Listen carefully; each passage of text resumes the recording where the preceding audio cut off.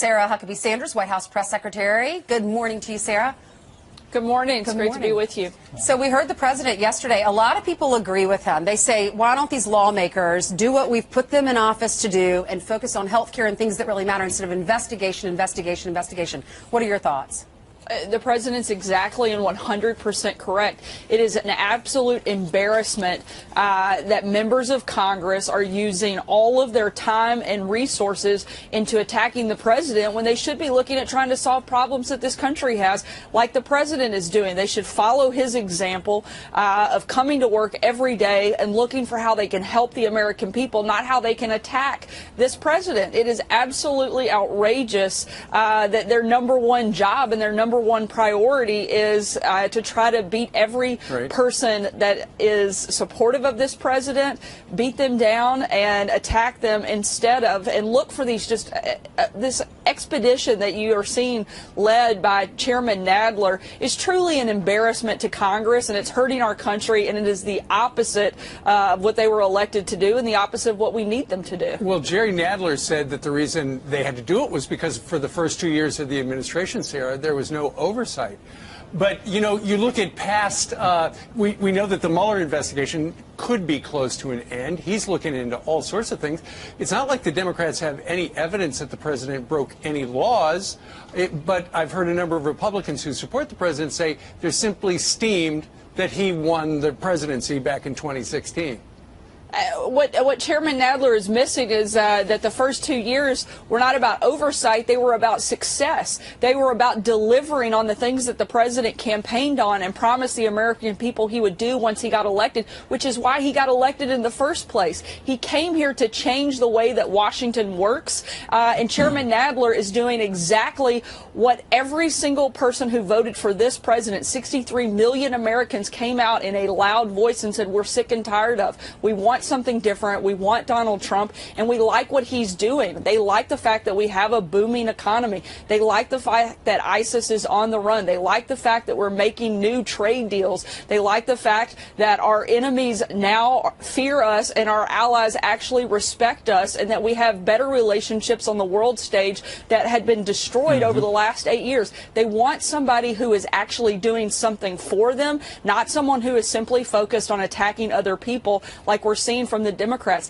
They have no message. They know that their entire party has been taken over and radicalized by a fringe group on the left, and that is not going to play across the board. So the only play they have to try to beat this president in 2020 is to attack him. That's certainly what we're seeing. On one more topic, Sarah, there's a record surge, new numbers coming out on illegal immigration that show nearly a 100% increase year to year of illegals detained at the border, 76,000 alone in the month of February. Yet Democrats still want to deny that we have a crisis. Your reaction to these big numbers? It is absolutely abhorrent that Democrats are still refusing to acknowledge the crisis on the border, particularly when Barack Obama himself even called it a crisis in 2014. We know exactly what it is, and it's time they start doing their jobs and actually fixing it. They should follow the president. He is actually leading. If Congress didn't want him to declare a national emergency, they should have done their jobs and actually fixed the problem instead of just denying that it exists. We know that this is a crisis, not just a national security, but a humanitarian crisis.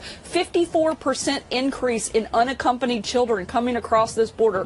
We are seeing the most vulnerable individuals exploited by our broken system, and it's time that somebody step up and follow the president and fix this problem. Well, you know, a lot of people are looking to Washington to fix the problem, Sarah, but it looks like the Senate, Republicans in the Senate, it looks like, are about to hand the president a defeat regarding his national emergency declaration and trying to reprogram some of that money. What's your message to those Republicans who are going to join the Democrats? Look, my message to that group is to do your job. If you had done what you were elected to do on the front end, then the president wouldn't have to fix this problem on his own through a national emergency. The president has the absolute authority. In fact, he has a duty to call a national emergency to fix the crisis that we have going on at our border. As you just said, 76,000 illegal individuals came across our border just last month alone. That would fill MetLife Stadium. I'm a bigger Razorback fan, and so I like to use that analogy. But that is a massive number of people coming across our border. If that doesn't define crisis, I don't know what does. And that's something that we have to address. Congress should have fixed this problem. The president tried multiple times to get Congress to work with him to address the crisis. They failed to do so, and now the president has to do what is absolutely necessary and what is right, and that is to declare a national emergency and fix the crisis at the border. Sarah Sanders, thank you very much for your time this morning. Thank you very much. Thank you. 81 people linked to Trump. This House panel is seeking documents on people and groups related to the president from all walks of the president's life. And on that list is you, Sean Spicer. That's what I hear. You hear that? You haven't been notified? I've read the reports in the news that I'm on that list. Look, elections have consequences. The Democrats won the House of Representatives.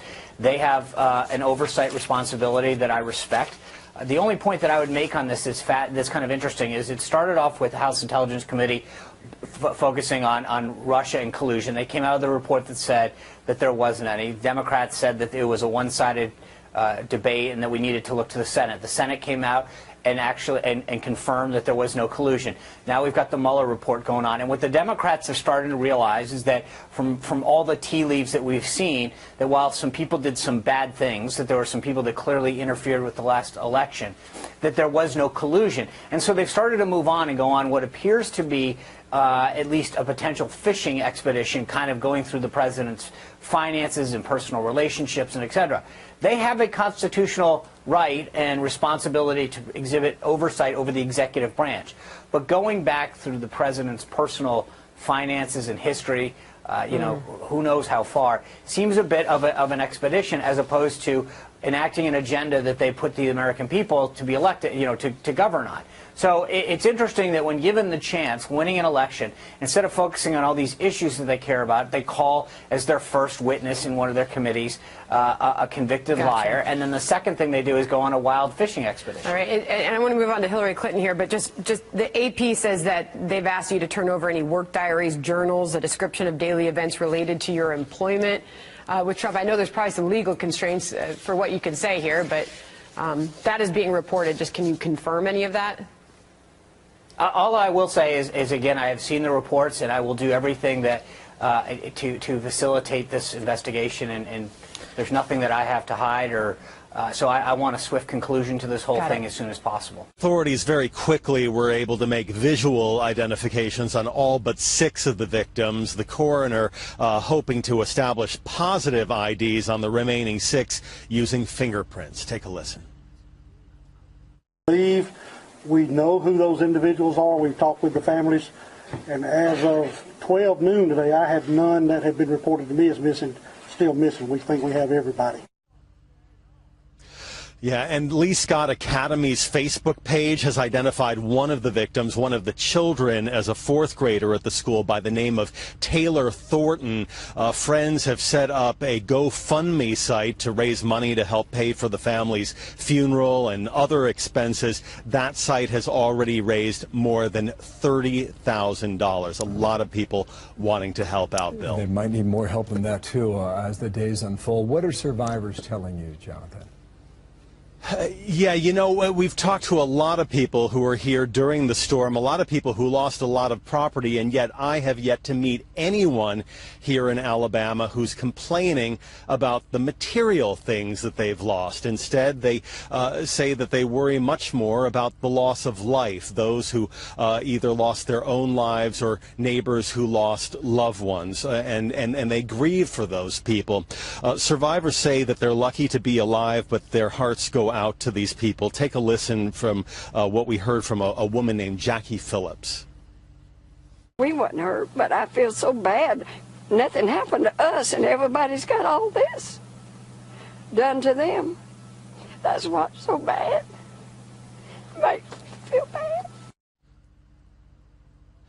Coming back to our live shot, you can see all of this destruction behind me. A lot of this was blown over from a house belonging to a state trooper. He was home at the time the tornado struck, suffered very serious injuries. He is in the hospital right now. Just to the left of the house, you can see his police cruiser still out there. And again, a lot of neighbors wanting to help him and other victims. The Opelika Auburn News is reporting that locally blood donations are way up. Again, many people here in this tight-knit community coming together, neighbor helping neighbor in the wake of a devastating storm. Bill? Good to have you down there. Jonathan Seri, tough story to report. Thank you, sir.